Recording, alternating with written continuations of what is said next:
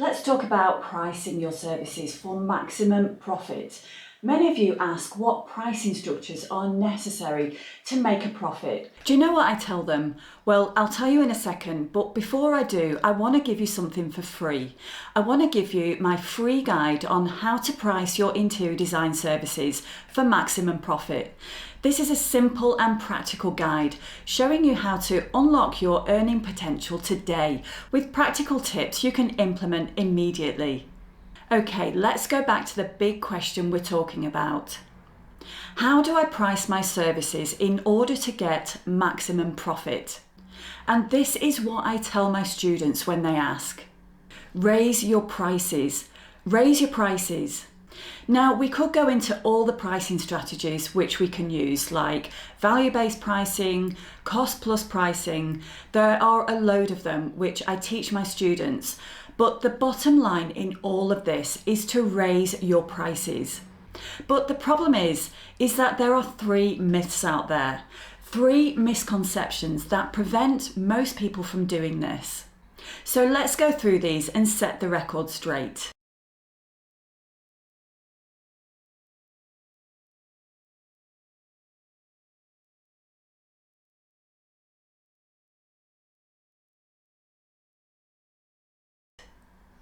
Misconception number 1. I'm new, I need to charge less. I'm a brand new business, no one knows me, or I'm new in the industry, so I've got to charge less to establish myself and, maybe I can move my way up.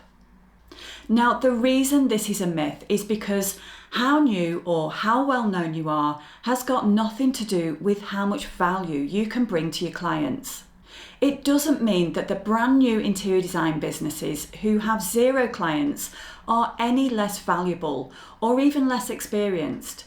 It just means that they're newer to the marketplace and that they can still add a load of value to a potential client, regardless of how new they are. So retrain your thinking and stop looking at how new or how well known you are. It's all about how much value you can bring. So the less you think about yourself, oh, I'm new, I'm brand new to this, I can't charge enough. That's very narcissistic. It's very self-focused. And I tell my students that they will never get anywhere in business if you keep looking at yourself. You need to look outward. You need to look at the people you're trying to serve. Can I help them? How can I help them? Where can I add value? Confidence in your interior design business comes from knowing that I can help this person, I can serve them, I can ease their pain or frustration, or help them achieve their desired result or dream.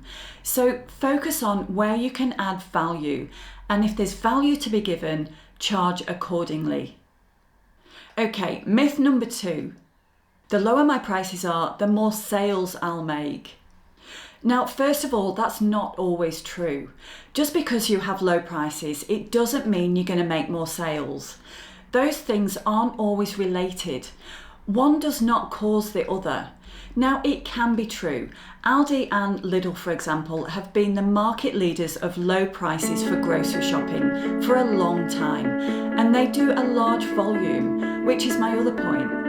Even if it were true, even if you lowered your prices and sales increased, you'd have to produce a massive amount of work to match what you need to live off, as well as increase your profits. This is a lot harder than it looks. To design the amount of projects you need to make off low prices to live the life that you want and meet your income goals is a big job that could involve a bigger team or bigger infrastructure, which means more costs, which will need to be taken out of your profit margins. This means more work and more effort. It takes more effort to bring more lower paying clients in. So this race to be the cheapest that we justify by saying, I'll make more sales, is just a myth. Unless you're best at this in the industry, and there are very few of them that are, you will lose. MyBespokeRoom.com, for example, are one of the people who are doing it and are doing it well, but they have the infrastructure behind them, using low-price freelancers. They have the resources to be able to command rock-bottom prices, and they're able to offer design services and push them out all over the world. But we can't be them. You don't even want to try to be them. So again, what's probably going to happen if you lower your prices or already have low prices is you're going to sell probably the same interior design service as someone who would charge more, only you're making less. It's a frustrating place to be, so don't do it. And the third and final myth of low prices that is out there is this: if I charge less, I'll get more clients and word will spread, meaning I'll get more referrals, more future clients, my business will grow. It's almost like baked-in marketing. So again, let's go back to the second myth. Don't assume that lower prices means that you'll get more clients. And even if you do, your business will spread to the wrong kind of people. The low price clients, the clients who only want to spend a little bit of money with you and aren't willing to invest with you, or no offense, the wrong kind of clients. Now, there's nothing wrong with them as a person. They're just not the type of client you want for your business.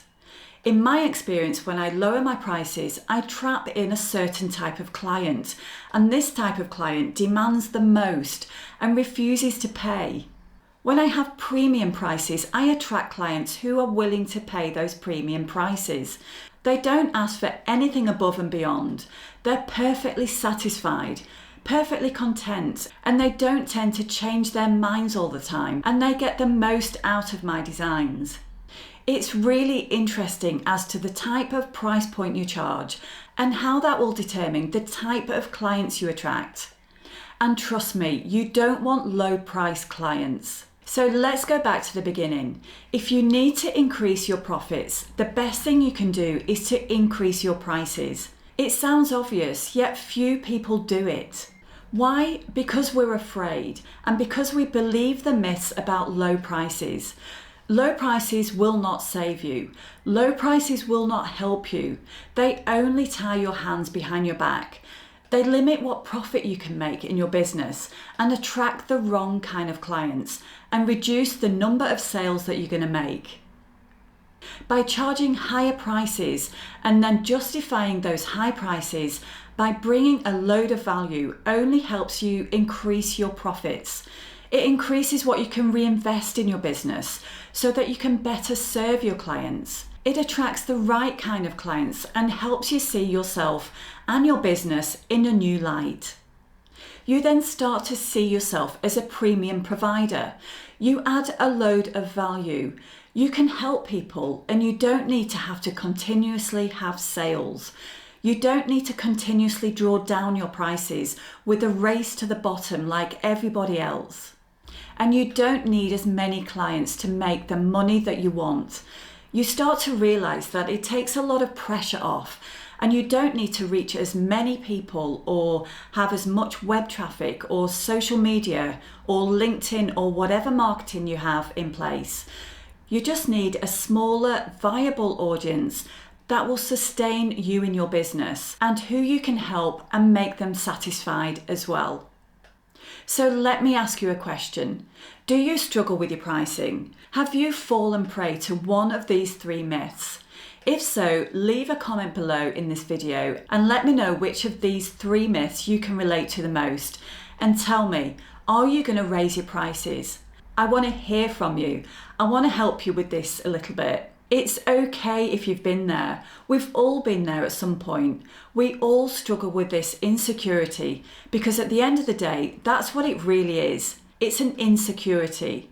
I fall prey to it. We all fall prey to it. So leave a comment and I look forward to seeing what you've got to say. As always, thanks for watching. Thanks for subscribing to this channel and liking the videos. And I'll see you in another video soon.